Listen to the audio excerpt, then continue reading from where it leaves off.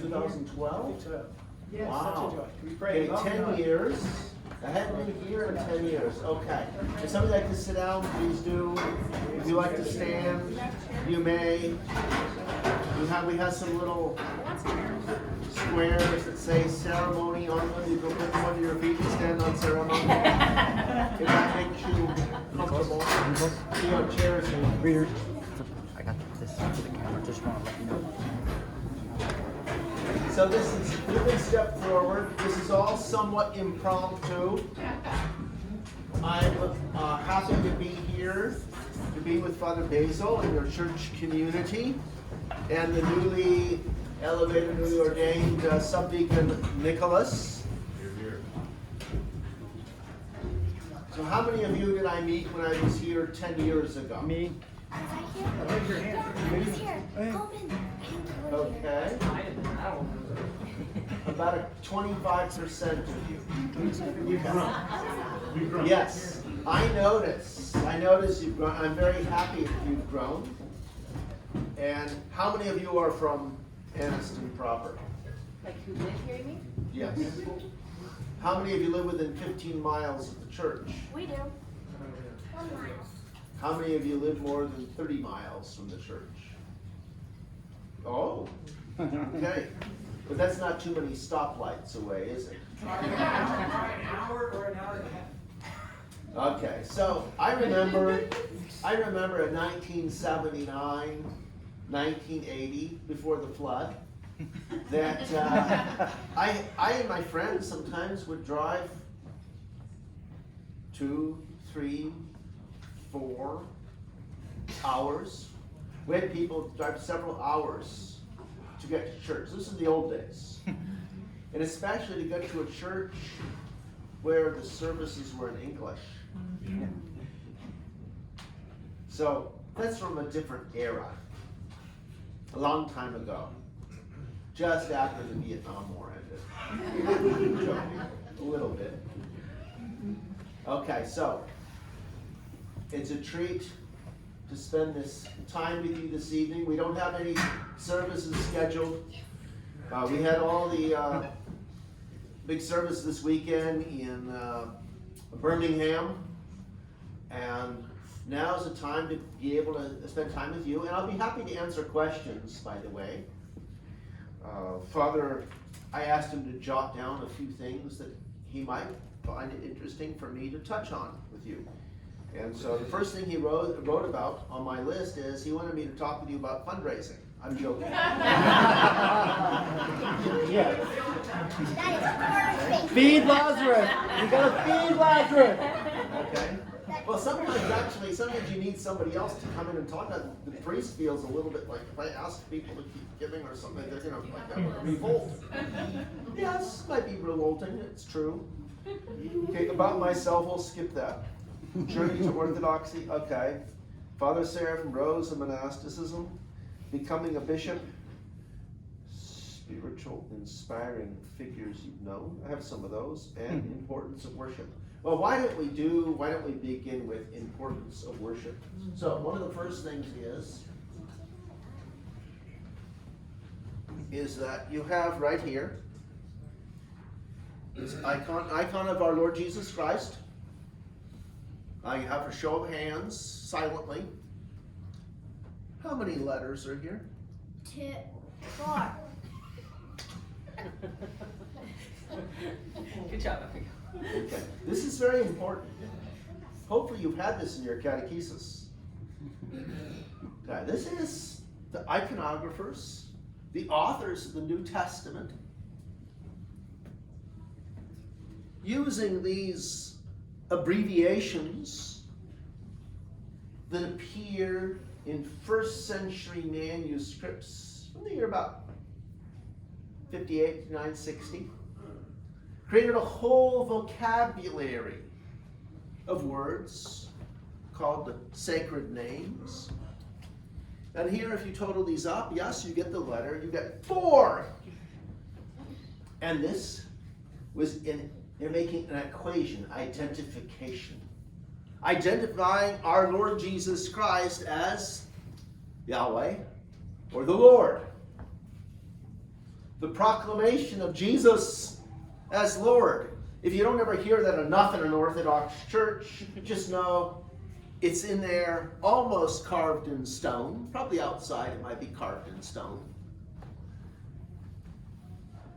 It's on that prosophoron, the bread that's offered at every liturgy.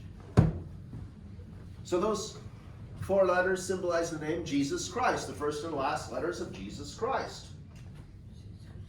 And we have that little seal. So if you see some of those altar loaves of prosophoron, they have that symbol. Jesus Christos, Jesus Christ conquers. Jesus Christos Nika. And there were others too. So I know that you, in your catechesis class, you've learned many of these things. For example, some of you know that we don't pray in churches that don't have animals, right? Mm-hmm. Right? Yeah. Yes, let me hear it. Yes. Yes. Okay, so why? You have a figure of a man, figure of an eagle, figure of an ox, figure of a lion. Now why do we have those? From what book in the Bible do those come from? Revelation. Ezekiel. And? Revelation. Revelation. Good, it's said in the singular. Excellent. Okay, so you do have good catechesis here. Okay, and these become adopted as the symbols of the evangelists. Because what do the evangelists do? Spread the good news. Yes? Or they also proclaim who Jesus Christ is. And just as those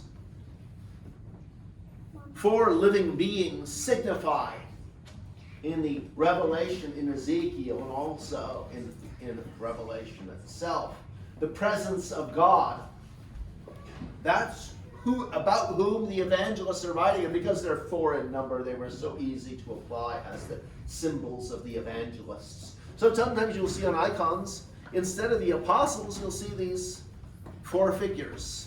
And then you have the faces of the 6-winged seraphim, who also appear in what book in the Bible? I'm going to give you a hint. Revelations? No, I'm giving you a hint right here. 6. The 6th book. No. 6th chapter of Isaiah. Good. So your catechesis is sufficient. So this is a statement of the gospel of our Lord Jesus Christ, the one who is clearly portrayed, described, and proclaimed in the Old Testament, and made new, and who is made known as he comes in the flesh. And so we have this icon here. For example, here you see him holding what? A Bible. A book, which we would see. What book? Bible. Book of life. Yes. Okay, his word, and if it's his word, then it's the gospel or the Bible, yes. So our Lord Jesus Christ is holding the word, and he has his hand raised in a gesture of one who has the authority to speak. So the word, holding the word, proclaiming the word. And here you have an identical icon, and this is the key here. The icon of the Theotokos holding the word. Okay? The word's being held in both. And here, instead of a codex or book, he's holding a scroll. And so between the first and second comings of Christ, we have our life. And we call everyone. We might not allow the camels and giraffes, etc., to the church. But the rest of creation, of course, is summoned to gather, specifically on what day? The Lord's Day, correct answer. To gather on the Lord's Day until when? He comes. Until he comes again. Thank you. Okay. That's the pattern. The pattern which kind of provides an outline for our life. A model or blueprint for your community. And a time in which to gather. Now, we use a specific instrument to call people to worship. And that instrument is called A bell. a bell. Okay, bells come from where in Italy? Campania. Bells, yes. And at a time when bells were confiscated and melted down for Cannons. weapons of war and cannons, etc., they resorted to other tactics.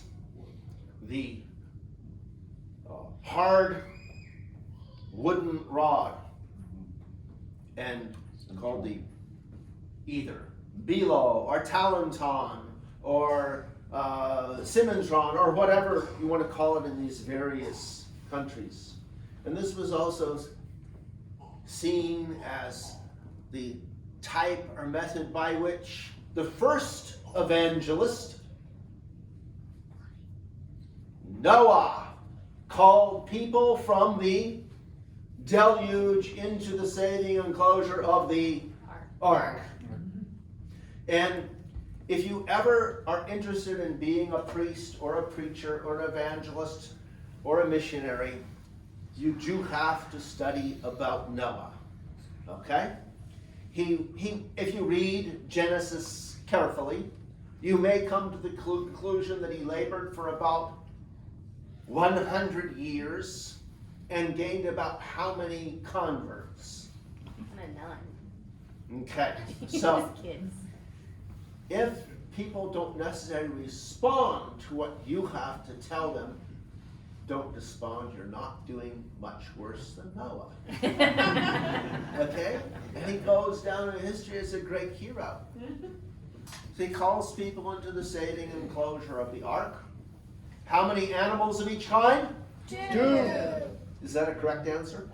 No. Tell me the full answer. 2 by 2. More, Keep going. There were like more of the animals that they were. Yes. Somebody give me these numbers. 7? 2 and 7. 2 of each kind and 7 of the clean animals. Why 7? Because that's a number. They had to breed them. Can't hear you. 7 days of creation? Can't hear you. Perfection. Because the minute the ark landed and they came forth from the ark, they were going to do what? Sacrifice. Close. Build an altar, then sacrifice. And after that, do what? Reproduce. Plant vineyards. And so where do you think most types of vines come from genetically? The area around? Italy. Seeds. Mount Ararat, yes. Exactly. 10 points for the correct answer. Okay. All right. And why on earth would they need those vines? For eating. That was anticipating. You're anticipating these perfectly. Because God Because told him in the ancient world, in the psyche of every person, sacrifices were somehow connected also with bread and wine. And if you want support for these type of ideas, you can go read all these great secular philosophers, such as Mircea Eliade, Joseph Campbell, Sir James Fraser, etc., and they will fill you in on all these little details from every little different type of culture and religion. So that was part of Noah's mission. And so today, we gather in church as the body of Christ until he comes again. And what do Orthodox Christians do? How do they confess our Lord Jesus Christ? And some of this I talked about this weekend a little.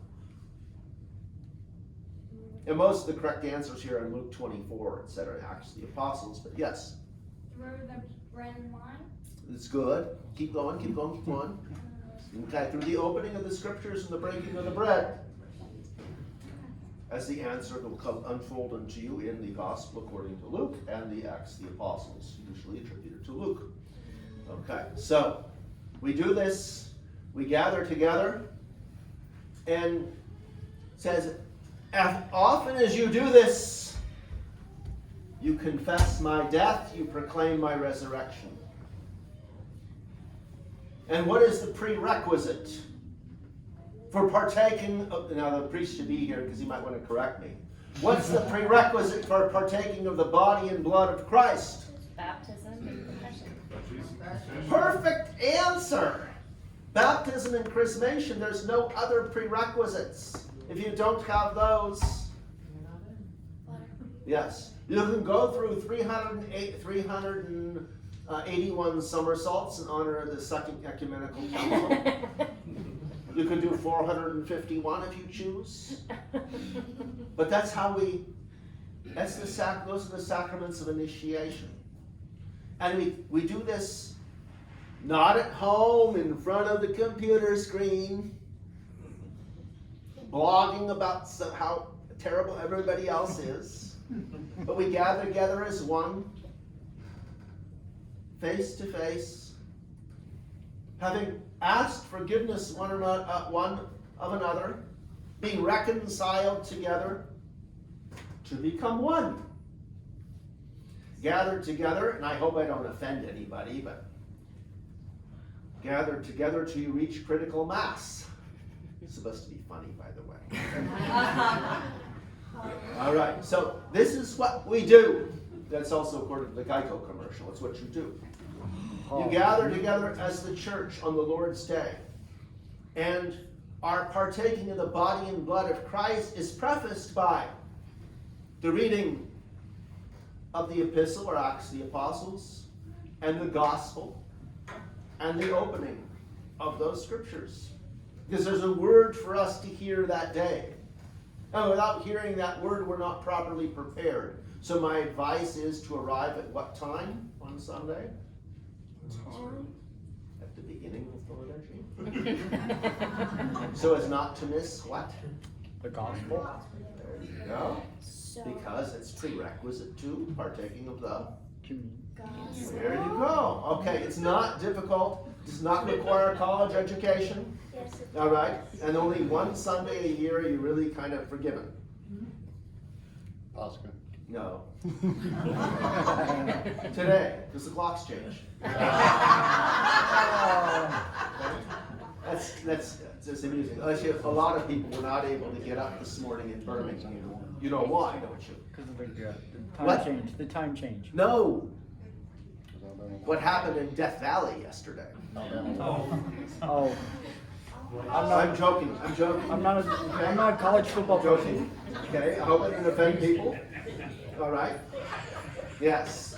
In Texas, we still have government grants left over from the last presidential administration to help people get out of bed on Sunday morning. And excuses. Yes. All right. So we do this with joy. We look forward. We long all week long to gather. And those of you who are more fortunate can gather more often. And to this, the apostles and the early fathers, whom we call the apostolic fathers, they spur us on to gather more frequently. All right? But not to neglect the Lord's Day, the day on which we're proclaiming something very specific. Resurrection. The resurrection. Okay? It's a statement of faith. Well, you know, I just personally like to come in on Fridays, but I feel better about it. Yes, and I know there's, what do they call that? Your profession, what is it called? There's hygienic reasons, maybe, that people are less apt to gather on Sundays. I get it. It's not a problem. Okay, we'll get through this. We're gonna get through all of this together. Okay. So you're fortunate here for several reasons. One of them is you have a very wonderful priest. Yes. You have a beautiful place to worship. You have what we would call, and this is theologically correct. The rest of it you can argue about. A God-gathered community. And this is something really beautiful. It's something to treasure.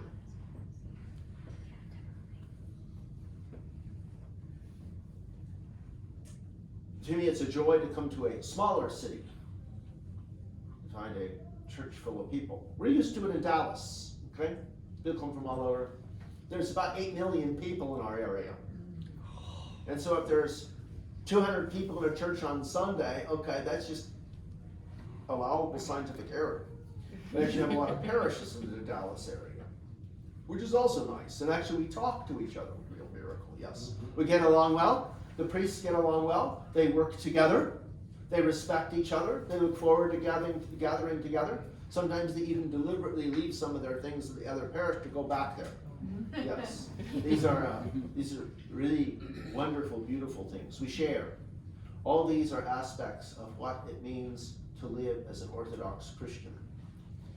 Now, I want to encourage you on the path on which you're walking now, the path of gathering as the church, of learning the various hymns. I know maybe it's kind of an overload in Birmingham. They all have all these trained singers, etc., etc., etc. You'll be there someday. Don't worry about it. Okay? Maybe the only place they'll be able to find jobs is Anniston. Or they'll want to come here to be a sane congregation in your midst. That'll be a really good thing too. It's not bad. I'm glad that you have this beautiful temple, and we'll have to make this a more regular stop in my travels. More or less, I'm an auxiliary bishop, assistant. I'm assistant to Archbishop Alexander. I go places when he's too busy, or his schedule's too full, or he's double booked, or as he says, Dallas in July. Doesn't really like hot weather. Okay. Doesn't really like hot weather, but he puts up with it. So, okay, now I'll go back to this question Father Basil put here. Journey to Orthodoxy. Now, primarily because most of you don't know me very well, and things that you have read about me, if they're bad, they're true. If they're good, it's a lie. Okay. So I'll just share a few things. First of all, I was about his age, about their age, when I found out about the Orthodox Church. I blame it on my grandmother. She took me to a Greek Orthodox cathedral in Los Angeles and said the phrase, "This is where Christianity was preserved during the Dark Ages." Okay, well that kind of... And then I started learning, in university, I started learning about the Orthodox Church. I was having discussions. They challenged me about how I interpret the Bible. And I didn't know what to say. I really didn't know anything about Christian history. I was just learning. I was very happy. I was very delighted. I didn't have any negative experience as a Christian. I wasn't beaten with a ruler when I was young. I wasn't had some sort of shaming experience in a church.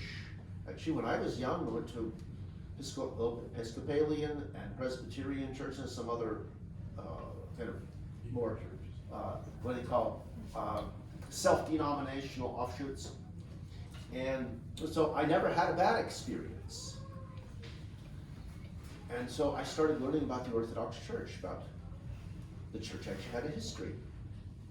There were councils, there was spirituality, there's monasticism, there were martyrs, councils, the theology. I was like, I had no idea. So I started learning.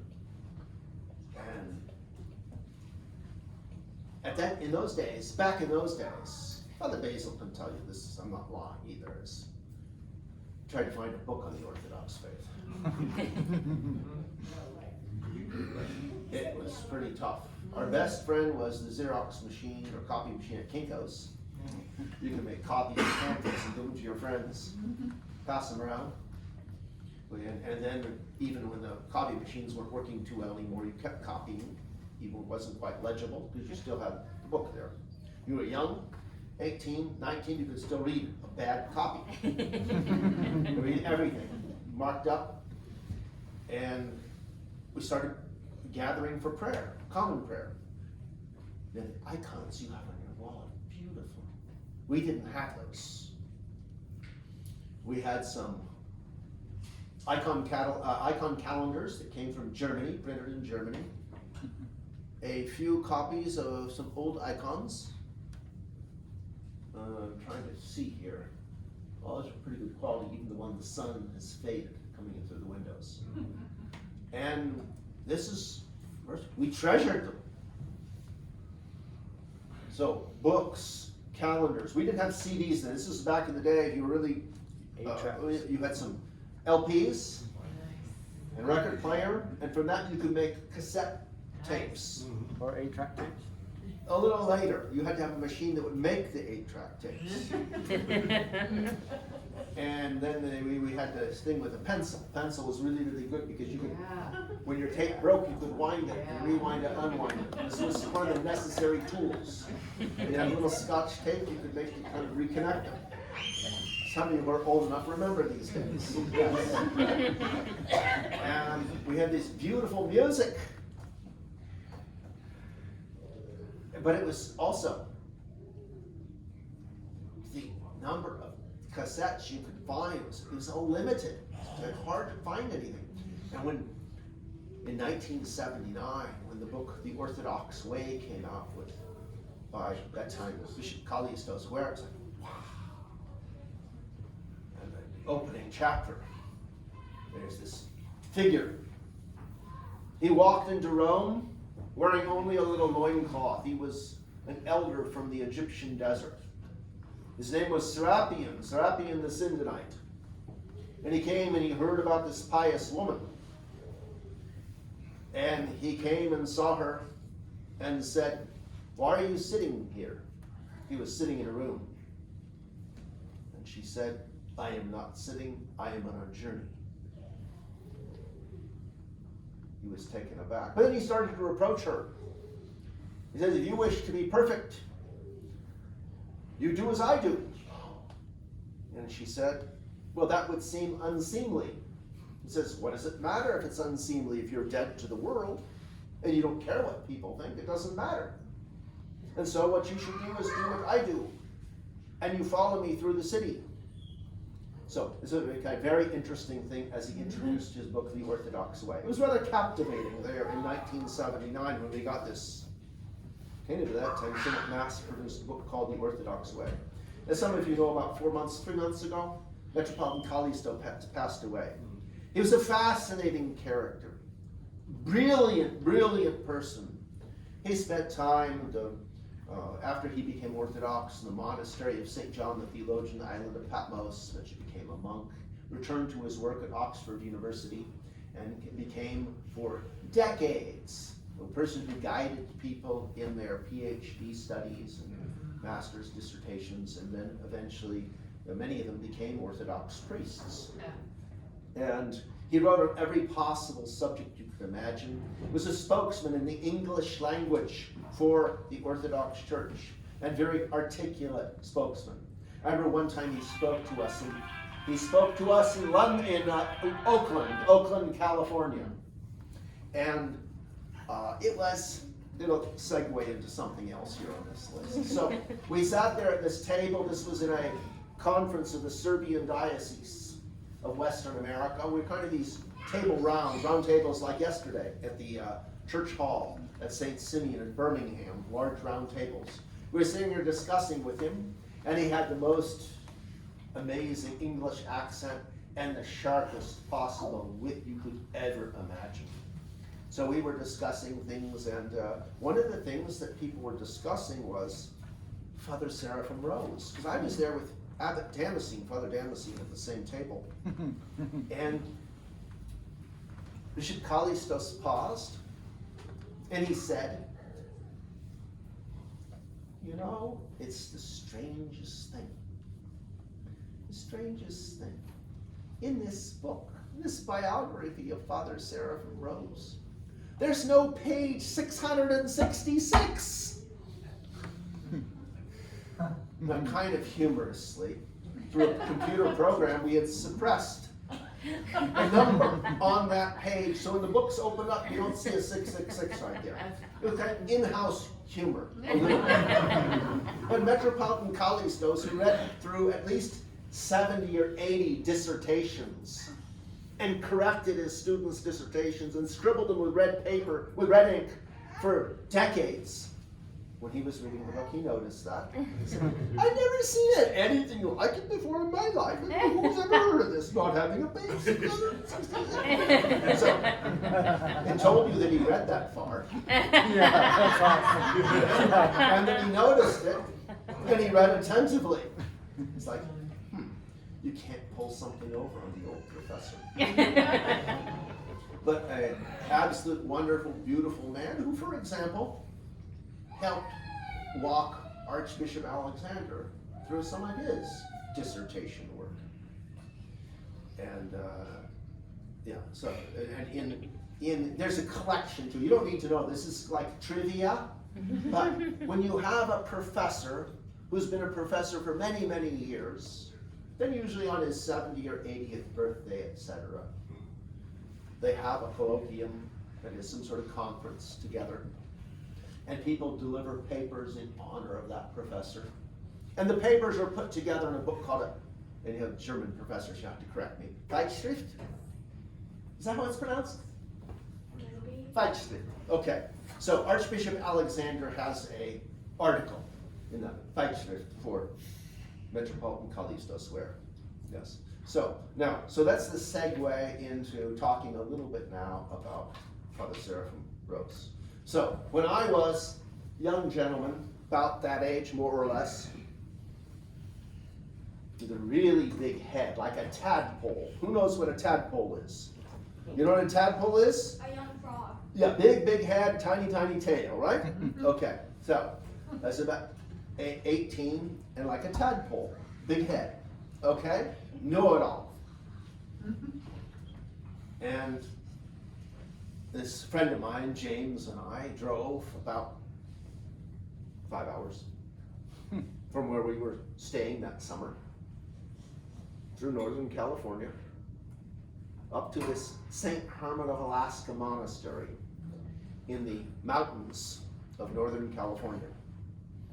Of course, while we were driving there, it was very hot, dry, hot, ripe for forest fires. They haven't perfected those to the last few years, okay? And we drove up the last 2 miles, windy dirt road, lots of dust. Try sweeping. Came up and there was a monastery gate. It's about 12 feet wide total. Little rickety fence on each side, and that was a symbolic gate. It wasn't a gate for anything, just gate with the words over the gate. Blessed is he that comes in the name of the Lord. So that was the welcome, the symbolic gate. The monastery had a gate and a wall. The wall was about 6 feet on each side. 160 acres, but it had a gate and a wall. That's a monastery. They're supposed to have a gate and a wall. Walked in, it was deserted. It was on the 6th of July, which was on the Julian calendar, the eve before the feast of the Nativity of St. John the Baptist. So people were resting before the vigil that night. So that evening, we gathered, we were shown a place to stay, nice couch in the guest room. The couch was like this. It was a hand-me-down. So what was left was those supports between the cushions. Generous dust and cobwebs. So that evening we got up and we went to church about 9 p.m. Wooden church, never finished. On the inside of the walls, outside would have been some form of T111 for those of you who are in contracting, was the building felt or tar paper and the studs. And up top in the ceiling was a hole with like a little, we would call them in the old days, china cap on top, where eventually they were going to put a dome. But not having a crane and not really having the dome ready or properly prepared, it remained open for quite a long time. And and it did provide a little ventilation. And of course, in that remote area, there was no such thing as an air conditioner. The air conditioner functioned this way. Several windows were opened, the door was propped open because it's July. Okay? And that little ventilation up top. And in the middle of the night during the service, what do you think flew through the church? Not hummingbirds. Bats. Okay. So we had the vigil that night, with followed by liturgy, ending up early hours of the morning. We had a little breaking of the fast afterwards, and we went to rest. And the next morning, we were able to meet with and take a walk with Father Seraphim Rose. Now, he was not at the vigil. Why? The reason why he was not at the vigil is because he had had only one functioning kidney through most of his adult life. So when he didn't get enough rest, he would kind of turn a shade or two of yellow. A little bit of jaundice. It wasn't quite healthy. So when they had the all-night vigils, he would usually rest or sleep. But in the morning, he was always, whether they had vigil or not, always the first one or second one to church, either beginning the prayers or lighting the lamps. Always consistent. So that morning, we had a walk up the large road. It was an old county road, dirt, unimproved, graded once or twice a year by a large grader. And here we were, two youngsters, college students, talking with Father Seraphim. He was the most intense person you ever met. His gaze was intense. He had no interest in wasting time, that is, for idle conversation. But if somebody had serious questions, he'd be delighted to speak with them.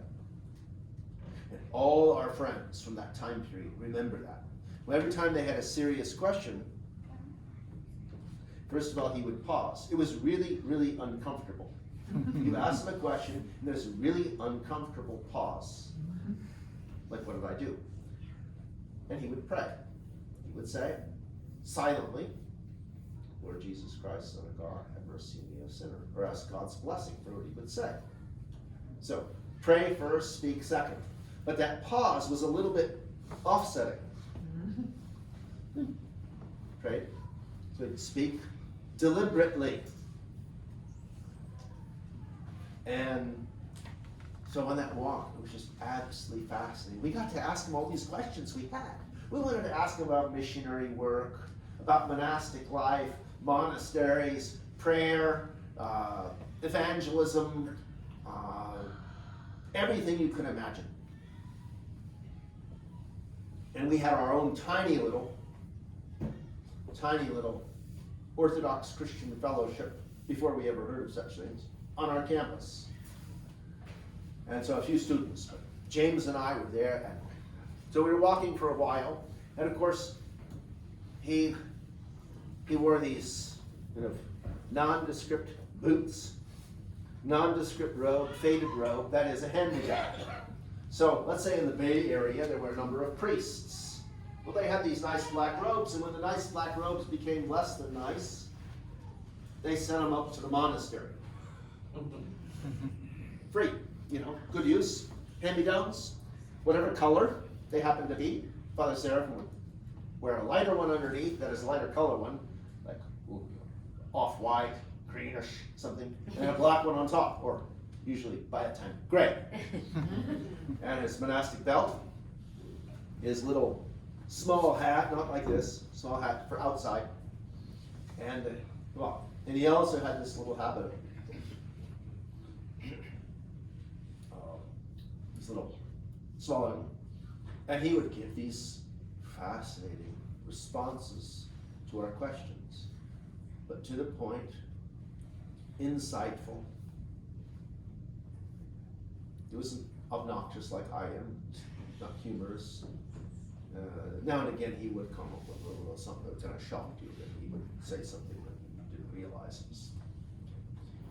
And I remember this one moment, my dear friend James, very seriously, we were walking along the road, or about the area on the path where he told Father Seraphim that we were going to start a hesychast monastery. I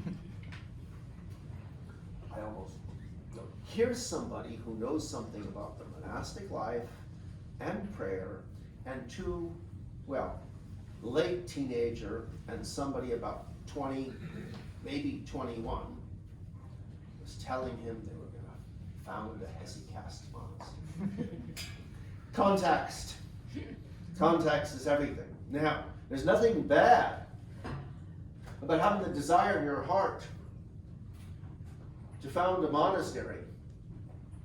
But say you came up to me in Birmingham yesterday or today and told me that you were going to found a hesychast monastery. Okay, all right. And I would have said what Father Seraphim said to us right then. Yes, it's really important to read the writings of the Holy Fathers. For example, St. Ignatius Breen Shenanov. He has a chapter 5. It's called On Prelist or Deception. I remember that was. You need to read that first. And so Father Basil's read this a number of times, knows it quite well. There's some stories about in that chapter, for example. But a monk who goes to his superior and says, I'd like to have a cell on the 2nd floor. Because if we could discuss this, talk about this, this is why. He says, because I always had a dream of angels coming to me to take me off to Mount Athos. And then the writer continues to talk about, yes, and they're going to lift you up, and then at a certain point, drop you until you dash down to the ground and are splattered. That's what they want to do to you. And there's examples of there in that chapter of these monks that just were led into delusion. So that was part of Father Seraphim's response to us that day, part of it. But he said so many other beautiful things, so other things that it was as if the same chapter, the 24th chapter, Gospel according to Luke, where Luke and Cleopas say one to another, did not our hearts burn within us when he walked with us by the way and opened to us the scriptures? So that was, in a way, that was my introduction to Father Seraphim. That wasn't the only thing that happened that weekend. And we went back to our campus, University of California, at Santa Cruz. In the late 60s, early 70s, it was considered kind of experimental university. So we were one of the state of California guinea pigs, paid for at reduced rate by the state of California.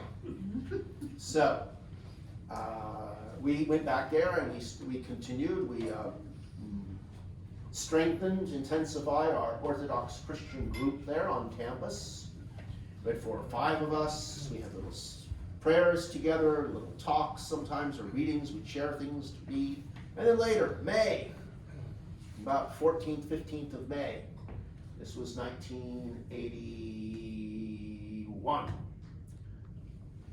We had Father Seraphim drive to our campus because he had another speaking. He had to speak at a conference in the Bay Area, which would have been about good 4.5 hours from the monastery. And therefore he would have only been about an hour and a half from our college campus. Those are the distances we go to hear somebody speak, to attend services. And he came to our campus, he met with our group, and he gave several talks. And one of them he gave, that was the second day, that was on the, I think it was the 15th of May, because I remember he inscribed my prayer book on that day. And I had that for years and years and years and years. It's someplace in one of my bags, covers torn off, etc. now. And he gave this talk, which was later published in a little book that I'm sure Father Basil has in his library or in a little book nook called God's Revelation to the Human Heart. And there we sat mesmerized. Here, we heard this person who came prepared to speak to us. And of course, the context of much of what he said was the context of the Orthodox Church in the late 1970s and very early 1980s. This is getting pretty close to the breakup of the former Soviet Union. So some of the material there would be considered by our standards dated. Okay. But what he said there, what he said about how God speaks to the heart of a person, it had such a big impression on us. That was back in 81. So years later, I went to the monastery later, and years later, I always wanted to have that printed as a separate book. And of course, we had someone faithfully recorded it on an old cassette tape, and we copied copies of that tape, etc. And they all broke at some point, taped together. Yes, use that pencil to move the thing to get the little tape thing to come out. And eventually, it was published as a little book, probably back in '87, I think. So that was one of the things that happened as I encountered the Orthodox Church. So I went with my friend James to church over the hill in the, what would be the, San Jose. Over there, San Jose? San Jose area. They call it Silicon Valley now. Yeah. I don't think they used that term back then. I didn't know about that term. I had a roommate at college. He was majoring in those years in cybernetics. I had no idea what it was. Yes.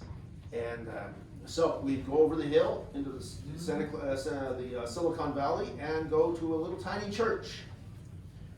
And soon after I started attending now and again, a new priest came.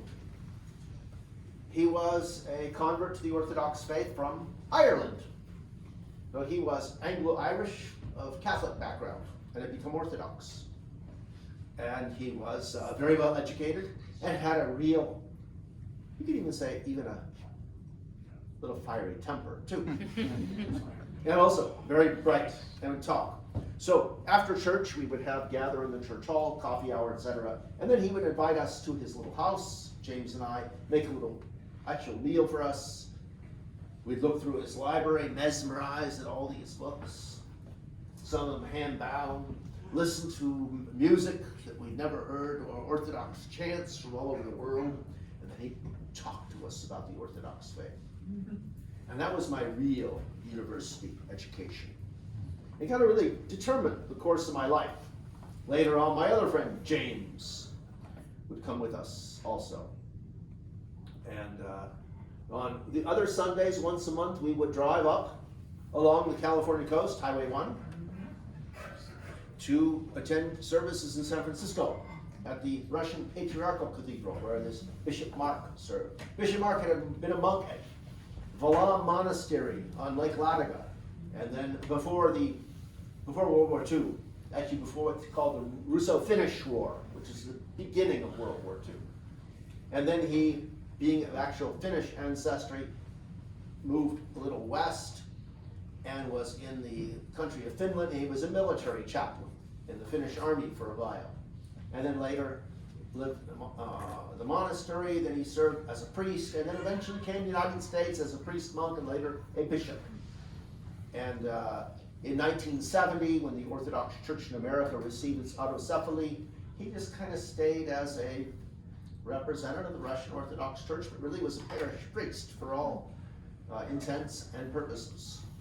And his English was very curious, but he was very hospitable, and often involved us making some prosphora, or putting together those candles they use today, the bishop uses, the Nikiria, cleaning up the church a little bit, and helping to serve on Sundays.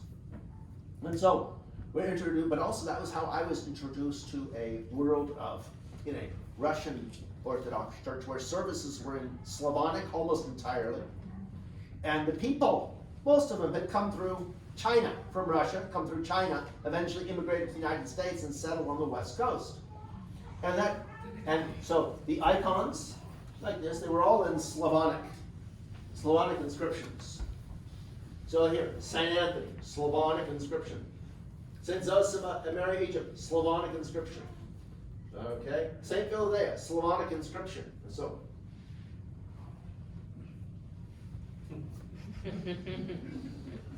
so, I was interested. Okay, I want a key to unlock all that. So, next year at university, I started studying Russian. Because I can figure this out. I knew Spanish. I studied in school and was studying at university, and picked up one line, you pick up another one. And then along with Russian also, I was on the side learning Slavonic, and so that stood, this is 80, 81. It stood me in, it was very good for me later on, 4, 5, 6 years later. The collapse of the former Soviet Union and the emigration of many Russians, visitors to our monastery, etc. But also, for me, it was like a key.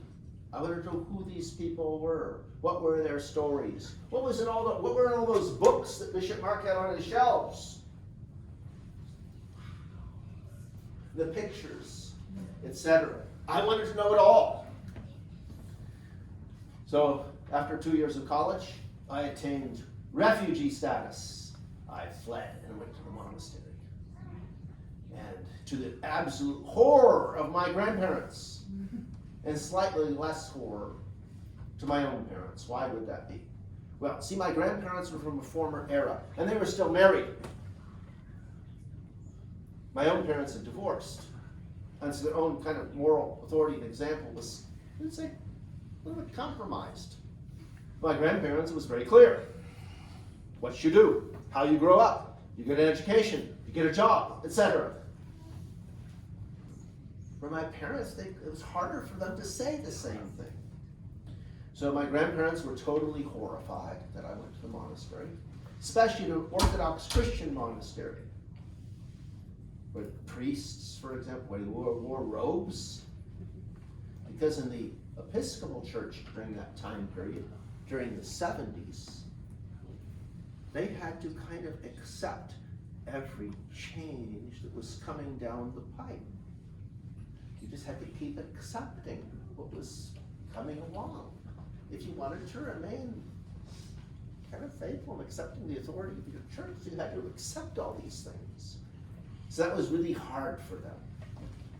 And my parents were just hoping, I think, that I would, at some point, leave. But I was young and bullheaded.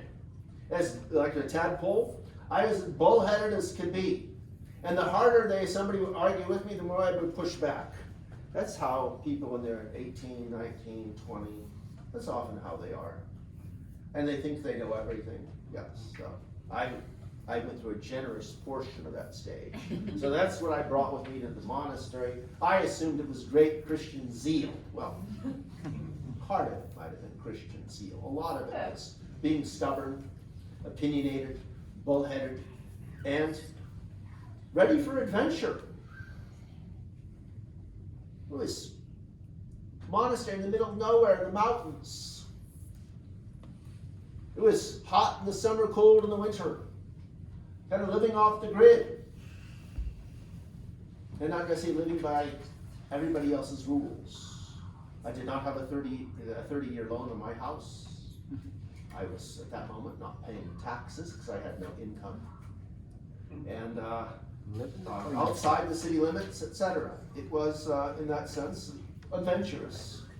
So that's what led me to the monastery, and that's where I met Father Seraphim, or got to know him better. And so he would lead services every day. Just again, as I said, the first one there in the morning, last one to leave in the evening. He prayed fervently. At the end of service in the evening, he would stay a little. Some of the brothers would come and reveal their thoughts, like confession.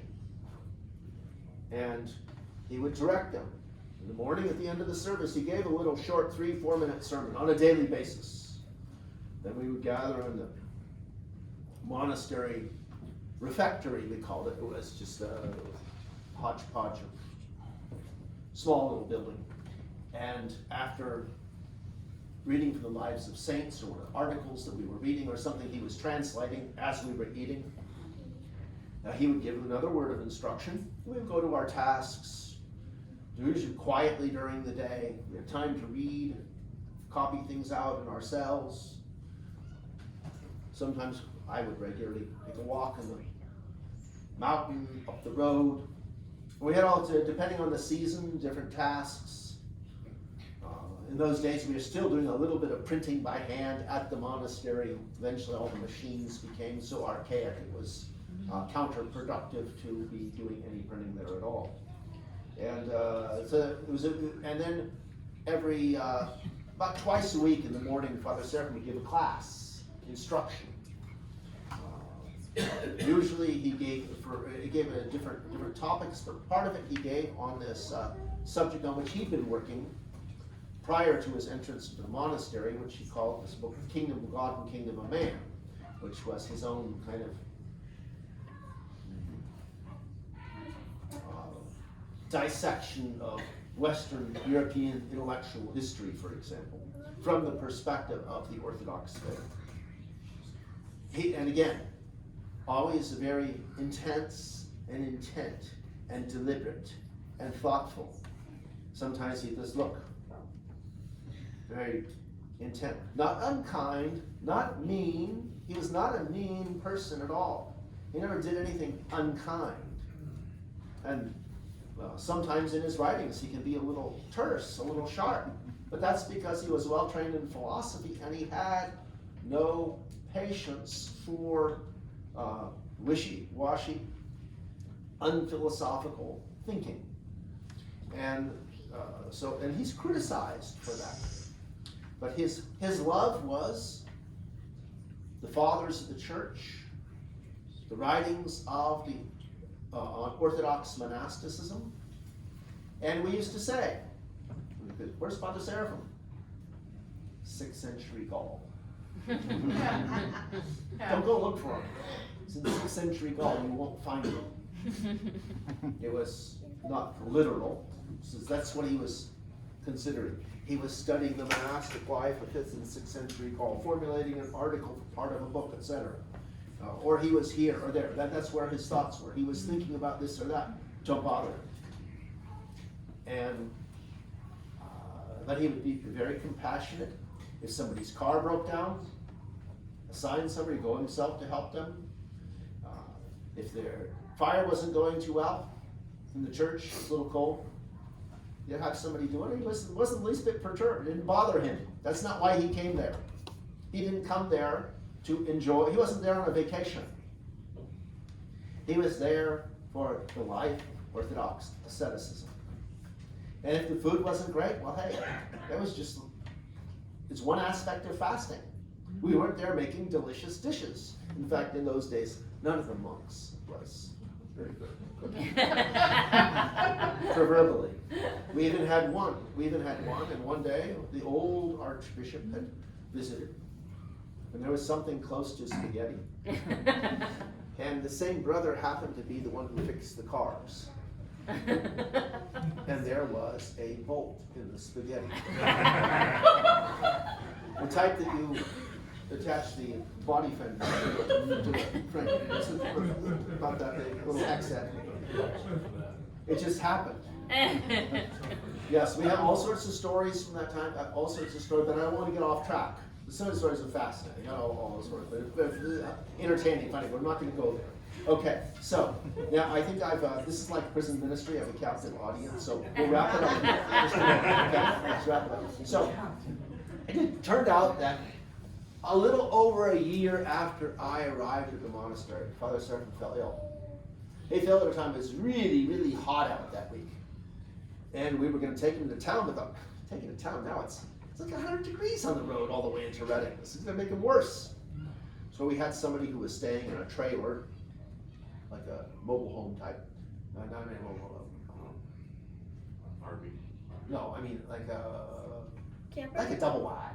Okay, down by the store in Platina. And it was cooler down there. And there was a refrigerator and water, etc. And you know, we thought, okay, we'll get him some prune juice or something like that, maybe he'll feel better. Okay. Yeah, it turns out that he had gangrene of the colon. Now, an autopsy was never performed. Monks are not big on autopsies, by the way.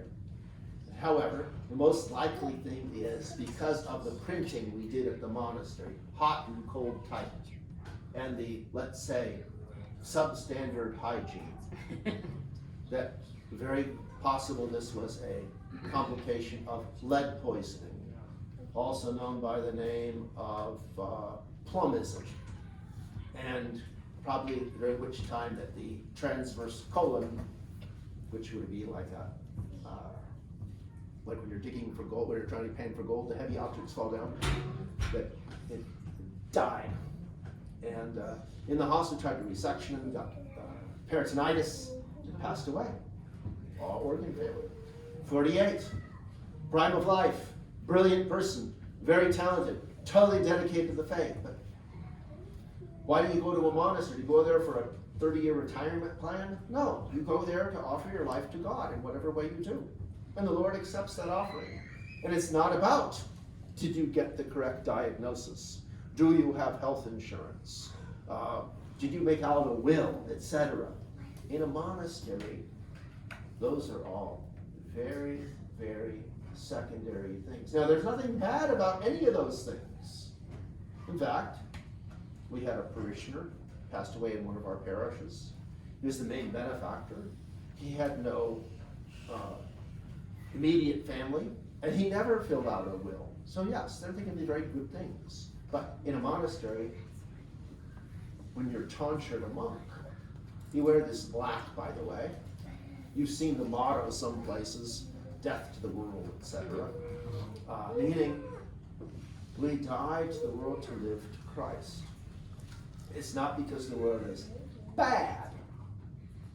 Rather, we love all of God's creation. But we're not trying to gather more property. In fact, monks are not supposed to own things. They don't have retirement income because you live in a monastery. Everything is in common. Health insurance is not a bad thing, but in a monastery you trust in the Lord. And what you're pursuing in a monastery is not longevity of life. It's commending your life to God. And so that's why he went there. And in his short life, that's what he was able to accomplish. And more so, is what he accomplished were all things that were unseen. That's how he devoted his life to God. That's the point of why on earth a person goes to a monastery. A person to go to a monastery is to write books or to invest in inheritance.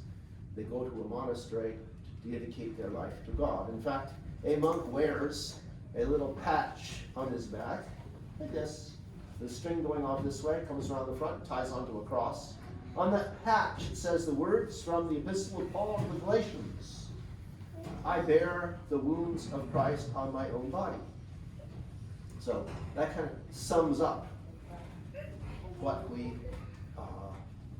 our monastic vision. Okay, so this is a little much. That's what I'm going to share with you this evening. As you can tell, I could talk and keep you talking. You would be like those one of that young men who were there at present talk the Apostle Paul gave, and you might fall from the third floor and splat. So we'll conclude. God bless you, and I wish this community to grow and thrive, and that you would cherish your relationships that you have here, and this would be this lighthouse for this whole part of Alabama. Amen. Amen.